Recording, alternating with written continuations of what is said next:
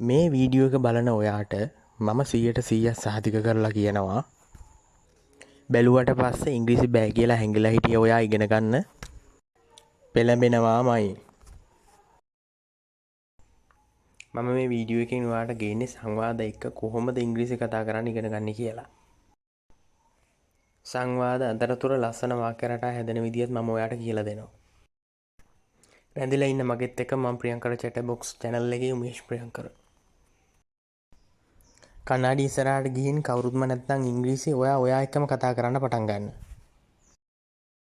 නාය හරන්න එපා පුතා. Don't pick the nose, Putha. Don't pick the nose, Putha. ඇයි මට ඒක කරන්න ඕන? Why?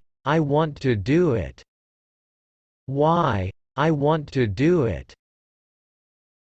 දැන් ඔයාලට කියන්න ඕනි කියන්න හිතන්නකො මෙහෙම. දැන් ඇයි මට ඒක කරන්න ඕනේ නෑ. Why? I don't want to do it. Why? I don't want to do it. දැන් මේ වීඩියෝ එක මෙහෙම පටන් ගත්තට මේ කතාව මෙහෙම පටන් ගත්ත හොඳ ලස්සන කතාවක් ඉස්කෝලේ ළමයිගේ වැස්සට දෙමිලා වෙච්ච කතාවක් මේ තියෙන්නේ. දිගටම බලන්න මේක. මම හොඳ ලස්සන කතාවක් මේක. මිනිස්සු ඉස්සරහා ඔය වැඩේ කරන්න එපා. Don't do that in public. Don't do that in public. Public මහ ජනතාව. ඒක හරි අශෝභනයි. That is impolite. That is impolite.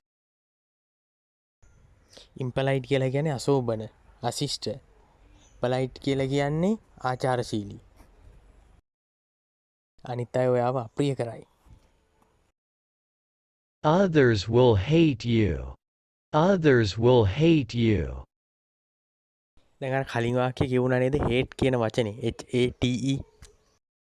ඒකේ තේරුම් කීපයක්ම තියෙනවා. එකක් තමයි කැමති නෑ කියන එක. තව එකක් තමයි වෛර කරනවා කියන එක.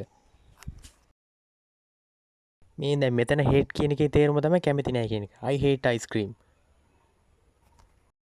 මම ice cream වලට කැමති නෑ. මෙතන I hate you කියලා කියන්නේ මම ඔයාට වෛර කරනවා කියන එක. I hate you. ඔයාව චිත්‍රපටිවල කොටස් වල එහෙම දැකලා ඇති නේද? I hate you කියලා කියනවා. මිනිස්සෙක් කරන කෑමක් වගේ දෙයක් සම්බන්ධ කරලා කිව්වොත් අපි කියන්නේ ඒක කැමති නෑ. මිනිස්සෙක් සම්බන්ධ කරලා කිව්වොත් ගොඩාක් දුරට වෛර කරනවා කියන කතාව තමයි කියන්නේ. අපි ආයෙත් කතාව පැත්තට එමු. ඊට පස්සේ ළමයා කියනවා මෙතන කවුරුත් නෑනේ. Nobody is around here. Nobody is around here. මම කියන දේ අහන්න පුතා. Listen to what I say, Putha. Listen to what I say, Putha. ඔයාට කියන්න ඕන තාත්තා කියන දේ අහන්න පුතා කියලා. Listen to what father says, Putha. Listen to what father says, Putha. අම්මා කියන දේ අහන්න පුතා. Listen to what mother says, Putha. Listen to what mother says, Putha. දැන් ওই වාක්‍ය රටාවට ඔයාට අම්මා දැන් මන් දාලා කිව්වනේ එකක්. ඒ වගේ ආච්චි, සීයා, අක්කා, අයියා, නංගි ඔය ඕනම කෙනෙක් ආදේශ කළා ඔය වගේ ලස්සන වාක්‍ය රටාවක් හදන්න පුළුවන් කියලා ඔයාට හොඳටම තේරෙනවනේ දැන්. මං කතාවේ අන්තිමටම කිව්වේ මං කියන දේ අහන්න පුතා කියලානේ. එතන ඉඳලා අපි පටන් ගමු. ඊට පස්සේ අම්මා කියනවා ඒක හොඳ පුරුද්දක් නෙමෙයි. That is not a good habit. That is not a good habit. ඔයාගේ ලේන්සුව අරගෙන පීද ගන්න. Take your handkerchief and wipe. Take your handkerchief and wipe. මෙතන හැන්කචීෆ් කියලා කියන්නේ ලේන්සුවට. වයිප් කියලා කියන්නේ පිහදානවා කියන එකට. දැන් ළමයා කියනවා මට ඒක ගේන්න අමතක වුණා අම්මේ. I forgot to bring it. I forgot to bring it. ගමනක් යන්න කියලා හදිසියෙ පාරට බැස්සා. මට මගේ ෆෝන් එක ගේන්න අමතක වුණානේ. I forgot to bring my mobile phone. I forgot to bring my mobile phone. හරි වැඩේනි. මට මගේ කණ්ණාඩි දෙක අමතකුණා කියන්නකෝ. I forgot to bring my spectacles. I forgot to bring my spectacles. ඊට පස්සේ අම්මා කියනවා මගේ එක ගන්න. Take mine. Take mine.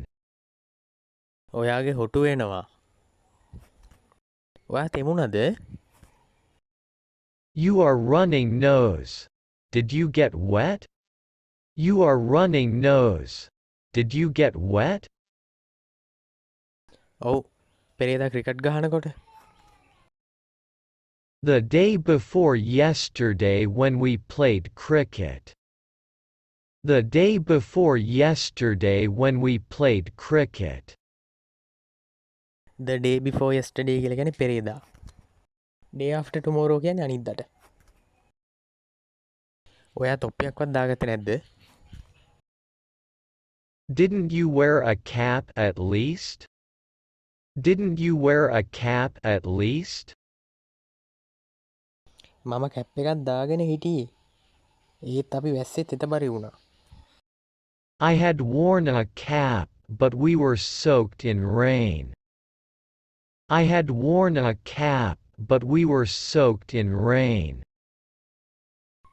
මෙතන soak කියන්නේ වැස්සේ තිබුණා තෙතබරි වුණා කියන එක. rain in rain කියලා කියන්නේ වැස්සේ. ඔයා බුදුම ළමයෙක්නේ. ඔයාගේ ඇසුත් එක්ක ඉදිමිලා. You are a fine child.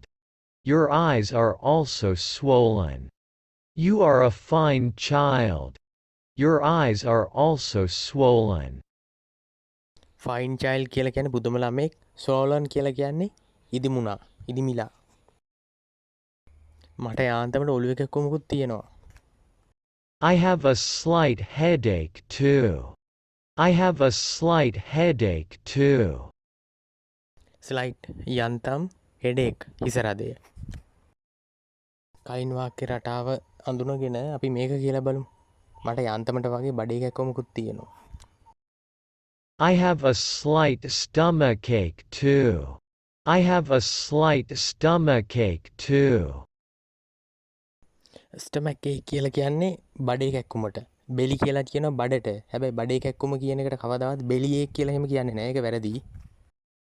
හරි ඉතින් වෙන වීඩියෝ වලට වඩා මේ වීඩියෝ එකෙන් ගොඩක් ඔයාලට දැනුම හම්බුණා කියලා මම හිතනවා සරල විදියටම. මේවා නිතර භාවිත කරන්න පුරුදු වෙන්න දවසකට ඔය එක මං ඉදිරිපත් කරන එක ස්ටෝරි එකක් හරි කතාවක් හරි එක දවසකට එක ගානේ හරි පාඩම් කරන්න බලන්න. මාසයක් දෙකක් යනකොට ඔයාම වාක්‍ය ගොඩනගලා ඔයාම කතා කරන්න පටන් ගන්නවා. මම ඔයාලට මුලදී කිව්වා වගේම වාක්‍ය රටාව සංවාද වලින් මම එක වාක්‍ය රටාව වලට හදලා පෙන්නුවානේ. ඒ වගේම තවත් වීඩියෝ මම ඉස්සරහට ගේන්න බලාපොරොත්තු වෙනවා. ඒක නිසා මාව තාමත් ඔයා subscribe කරලා නැත්නම් පහළ තියෙන subscribe button එක click කරලා මාව subscribe කරන්න. ඒ වගේම මාව මේ තාක් දුරට subscribe කරපු මගේ වීඩියෝ නරඹන ඔයගොල්ලෝ හැමෝටම මම ස්තුතිවන්ත වෙනවා මේ වෙලාවේ. අනික් කාරණාව තමයි දැන් ඔයගොල්ලෝගේ මට ඔයගොල්ලෝ දාන කමෙන්ට් දාන ඒවයින් මට ගොඩක් දුරට තේරෙනවා ඔයගොල්ලන්ට ගොඩක් පැහැදිලි කියලා මම ඉදිරිපත් කරන දේවල් වීඩියෝ එකකින්. ඇත්තටම ගොඩක් සතුටුයි ඒ ගැන මට කමෙන්ට් කරන ලයික් කරන මගේ වීඩියෝ එක නරඹන ඔක්කොටම බොහොම ස්තුතියි. ඒ වගේම මේ වීඩියෝ එකත් මේ තාක් දුරට නරඹු ඔයගොල්ලන්ට බොහොම ස්තුතියි. නිතර පාඩම් කරලා තියාගන්න හැමදේම ඉක්මනටම ඉංග්‍රීසි කතා කරන්න පුළුවන්. ඔයාලට බොහොම ස්තුතියි. සුබ දවසක්.